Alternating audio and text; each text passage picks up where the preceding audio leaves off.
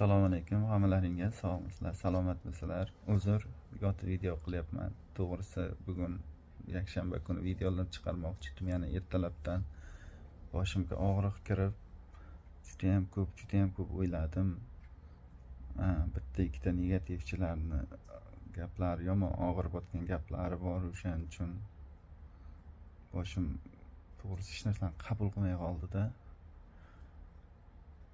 Keyin qarasam kommentariyaga bitta ikkita negativchilar shunaqa yozgan bilan meni qo'llab turganlar, yaxshi fikr bildirayotganlar, men taraf bo'lib turganlar soni juda ham men o'ylagandan ham ko'proq ekan. Shuning uchun qaror qildim, men nima uchun osongina taslim bo'lishim kerak.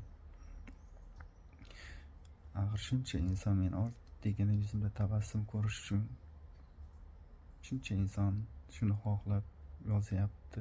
Nima uchun men ular shunchaki taslim bo'lishim kerak deb o'zimga o'zim so'z berib, va'da berdim. Oxirigacha harakat qilaman. Kim nima deb o'ylasa o'ylaversin. Endi menga qizig'i yo'q. Yo hayot, yo mamot. Agar yuzimizga tabassum keladigan kunlarda ko'rsak, birga ko'ramiz. Ko'rmasak, birga ko'rmaymiz. Hammalaringni yaxshi ko'raman. Sog' bo'linglar, salomat bo'linglar. Rahmat hammalaringga.